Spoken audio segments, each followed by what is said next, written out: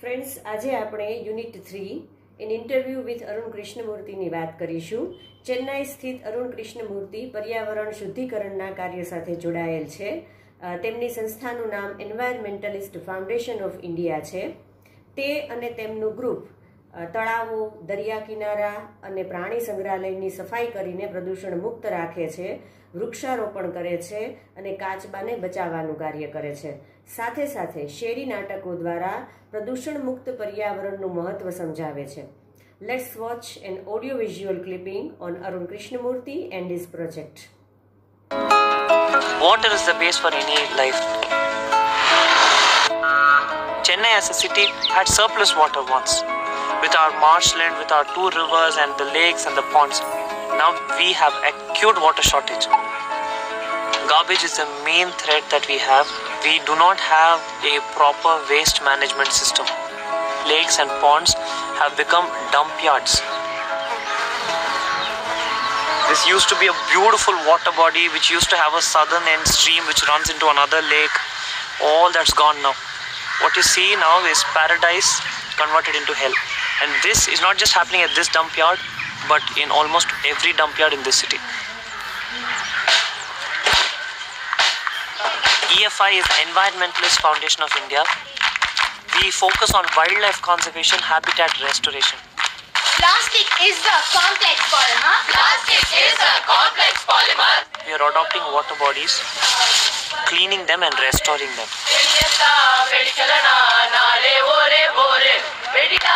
But cleaning the lake is just one part of it.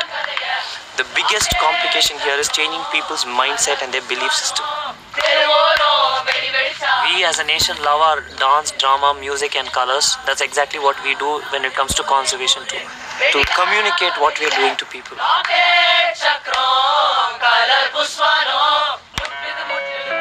When we protect a lake, fish first returns, tadpoles, frogs, reptiles, amphibians, birds, they all start coming back.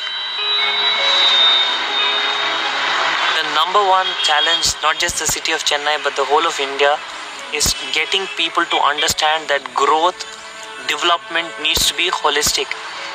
Once that challenge is tackled, this conservation project is not just going to be done by a few. So far we've cleaned 12 lakes across India, 5 in Hyderabad, 4 in Chennai, 1 each in Delhi, Kolkata and Rajkot. When we show them that change is possible, I'm sure even the hardest minds could be changed. We are ready for this challenge. We have taken it up. We are not going to stop.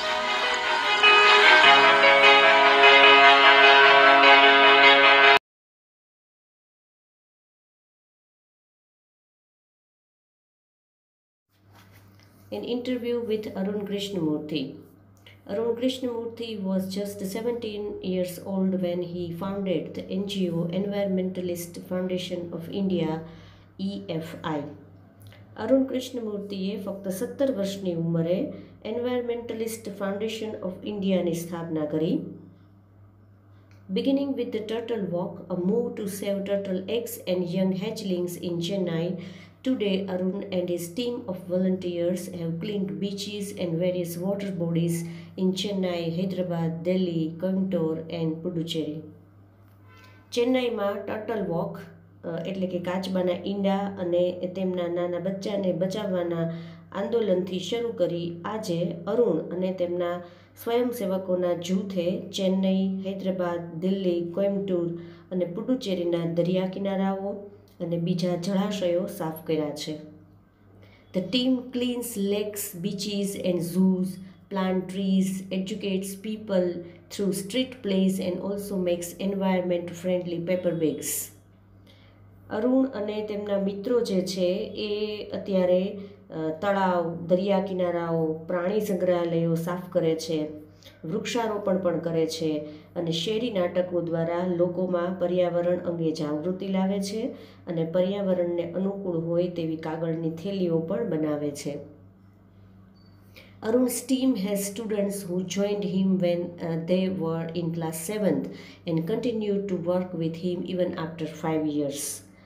અરુણના આ જૂથમાં એવા વિદ્યાર્થીઓ પણ છે કે જે 7મા ધોરણમાં હતા ત્યારથી તેમની સાથે જોડાયા છે અને 5 વર્ષ પછી પણ તેમની સાથે કામ કરવાનું એ લોકોએ ચાલુ રાખેલું છે. ફ્રેન્ડ્સ, હવે અરુણ કૃષ્ણમૂર્તિ સાથેનો જે ઇન્ટરવ્યૂ છે એ આપણે વાંચતા જઈએ અને એની સમજૂતી મેળવીએ. Which experience as a child inspired you to take up the cause of the environment? What was your first activity?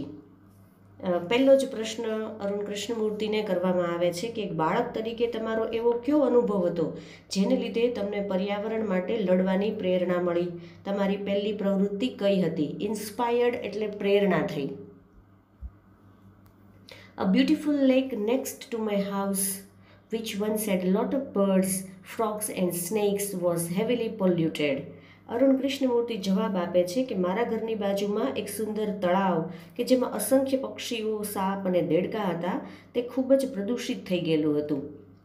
It led to the spread of mosquitoes and turned a lovely place into an ugly neighborhood. એ જણાવે છે કે એક સરસ મજાની જે જગ્યા હતી એમાં મચ્છરોના ત્રાસને કારણે એ જગ્યા ગંદી થઈ ગઈ.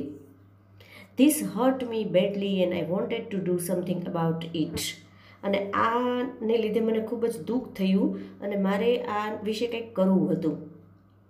I got together with a couple of my friends and cleaned the pond next to my house. This was the first activity.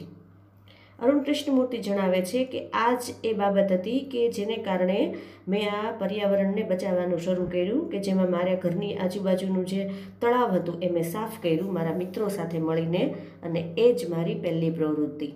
Pond એટલે તળાવ અને કપલ એટલે બે. What kind of support did you get from your parents and teachers? Was there any conflict between study time and activism? બીજો પ્રશ્ન પૂછવામાં આવે છે કે તમારા માતા પિતા અને શિક્ષકો તરફથી તમને કેવો સહકાર મળ્યો? શું તમારા શિક્ષણ અને તમારી પ્રવૃત્તિ વચ્ચે કોઈ પ્રકારની વિસંગતિ ઊભી થઈ? એક્ટિવિઝમ એટલે પ્રવૃત્તિ. I have supportive parents who understood that my interest was the environment.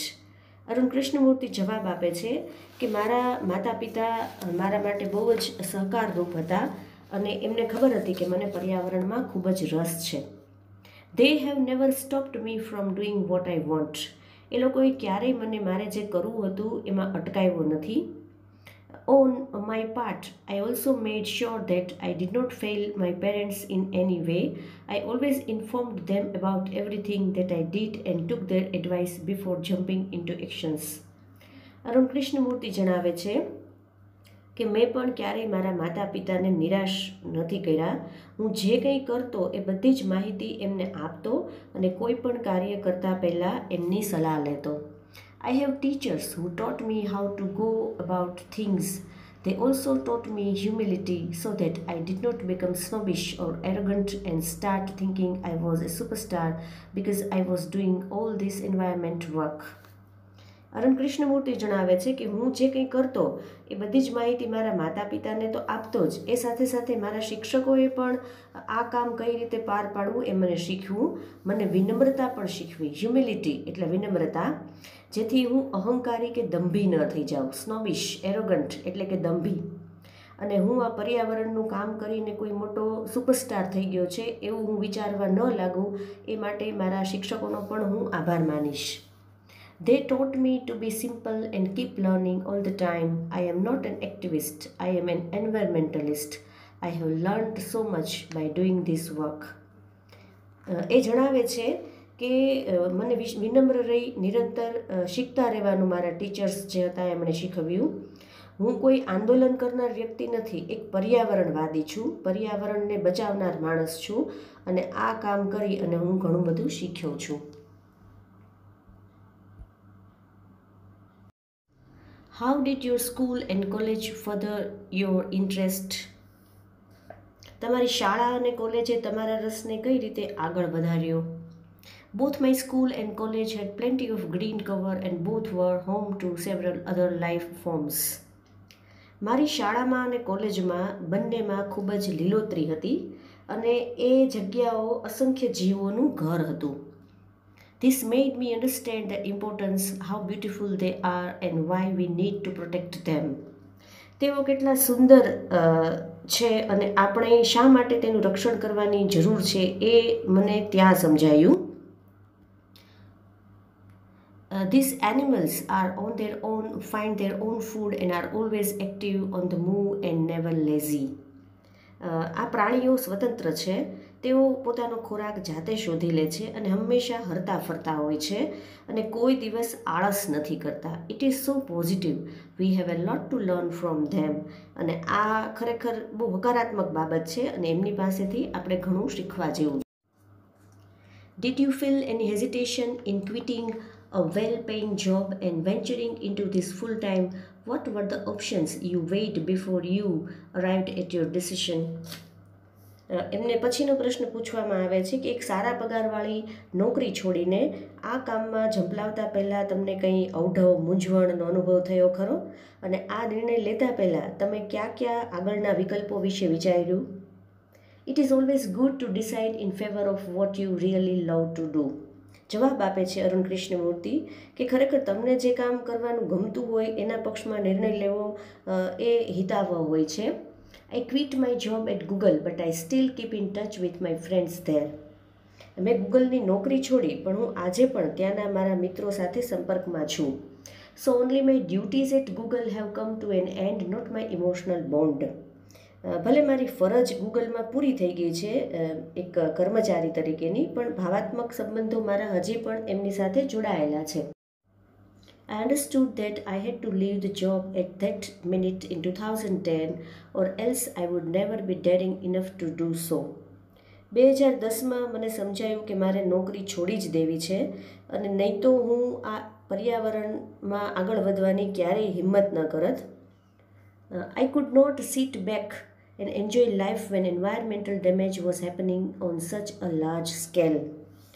પર્યાવરણને આટલા મોટા પ્રમાણમાં નુકસાન થતું હોય ત્યારે હું આરામથી બેસીને જીવન માણી ન શકું. I wanted to do something and that something needed my full attention, so I left Google for EFI. મારે જે કંઈ કરવું હતું તેમાં મારે સંપૂર્ણ ધ્યાન આપવાની જરૂર હતી અને એ માટે ગૂગલ મેં છોડ્યું. પછીનો પ્રશ્ન એમને પૂછવામાં આવે છે કે what kind of garbage do people throw into water bodies? How do you deal with the removal of this garbage once you clean the water body? એમને પૂછવામાં આવે છે કે જળાશયોમાં લોકો કયા પ્રકારનો કચરો નાખે છે? તમે જળાશયો સાફ કરો ત્યારે આ કચરો કાઢવા માટે શું કરો છો? Everything from a diaper to worn out slippers we find everything in our lakes. એ જણાવે છે કે બાળોતિયાથી માંડીને જૂના ચપ્પલ સુધીનો દરેક પ્રકારનો કચરો આપણને આવા તળાવોમાં એટલે કે જળાશયોમાં જોવા મળે છે. This is so disturbing because it is water and water is the basis of life. એ કહે છે કે આ ખરેખર ખૂબ જ નુકસાનકારક છે કારણ કે પાણી જ આપણી જિંદગી છે. How can we not care for this water bodies? આપણે કેમ આવા તળાવોની કાળજી નથી લેતા? We use this garbage for landfill with no or minimal exposure to the outside environment. અમે આ કચરો જમીનમાં એવી રીતે દાટી દઈએ છીએ કે જેથી બહારના પર્યાવરણને ઓછામાં ઓછું નુકસાન થાય. We ensure that the lake area and water holding are free of garbage so that birds, frogs and snakes can live in peace. અમે તળાવ અને જળાશયોનો વિસ્તાર સ્વચ્છ રાખીએ છીએ જેથી પક્ષીઓ, સાપ, દેડકા શાંતિથી રહી શકે. How many days does it take to clear a large lake? Do you use any special equipment for cleaning and safety? એક મોટું તળાવ સાફ કરવા માટે કેટલા દિવસ લાગે? તમે સફાઈ અને સુરક્ષા માટે કોઈ ખાસ સાધન વાપરો છો? Depending on the size of the lake and the amount of garbage, it can take anywhere between 5 days and 3 months to completely clean a lake. તળાવનું કદ અને કચરાના જથ્થાના આધારે તળાવને સંપૂર્ણ રીતે સ્વચ્છ કરવા માટે 5 દિવસથી 3 મહિના સુધીનો સમય લાગે. We have our tools like rakes and spades. અમારી પાસે દાંતી અને પાવડા જેવા સાધનો હોય છે.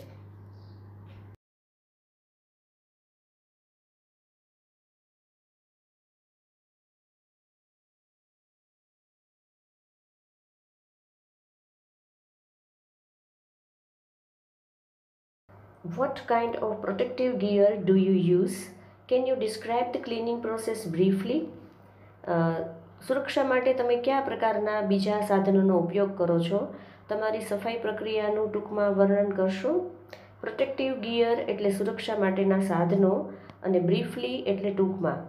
We wear nose mask, sanitary gloves and carry racks and spades with which we collect garbage and dump it into collection buckets which are taken to the garbage truck. નાક માટે માસ્ક અને હાથ માટે મોજાનો ઉપયોગ કરીએ છીએ. દાંતી અને પાવડા વડે કચરો ભેગો કરી અને મોટી ડોલમાં નાખીએ છીએ અને પછી એ કચરાને ટ્રકમાં ઠાલવવામાં આવે છે. We also use heavy machinery like earth movers and poclain to deseal the lake and clear the weeds and shrubs that are harmful. તળાવમાંથી કાદવ અને હાનિકારક ઘાસ અને ઝાડવા કાઢવા માટે અમે અર્થ મૂવર્સ અને પોક્લાઇન જેવા યંત્રોનો ઉપયોગ પણ કરીએ છીએ. ડિસિલ્ટ એટલે કચરો કાઢવો અને વીડ્સ એટલે જે નકામું ઘાસ ઉગે છે એ. What, in your opinion, can children and young adults do for the environment? What could be a small beginning by all of us in terms of protecting the environment? તમારા મત પ્રમાણે બાળકો અને યુવાનો પર્યાવરણ માટે શું કરી શકે? પર્યાવરણના રક્ષણ માટે એક નાની શરૂઆત કરવા માટે અમારે શું કરવું જોઈએ?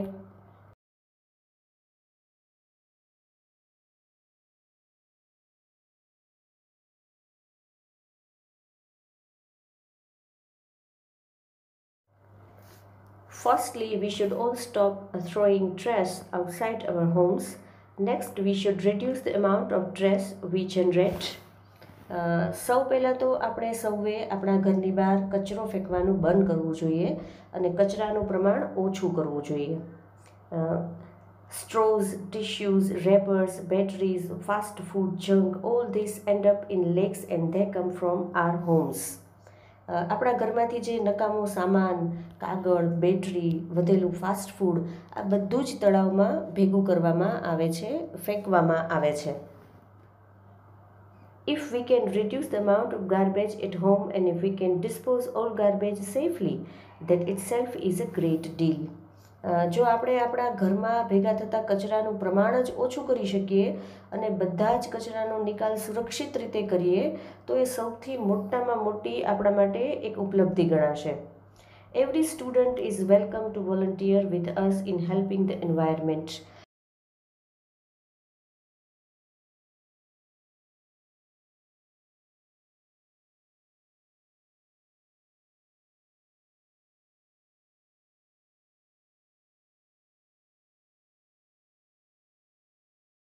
પર્યાવરણની મદદ કરવા માટે દરેક વિદ્યાર્થીનું અમારી સાથે સ્વેચ્છાએ કામ કરવા માટે સ્વાગત છે.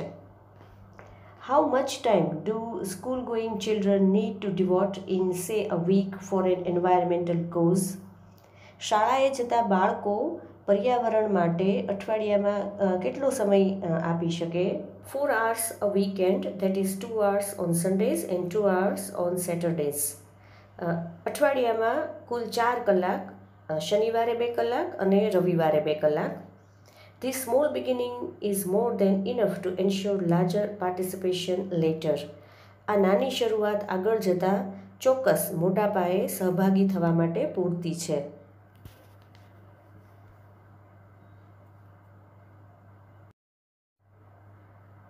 How can students and schools join your fraternity? Do you have any programs to introduce your work to them? વિદ્યાર્થીઓ અને શાળાઓ તમારી સાથે કઈ રીતે જોડાઈ શકે? ફ્રેટર્નિટી એટલે તમારા ગ્રુપમાં, તમારા કાર્યમાં.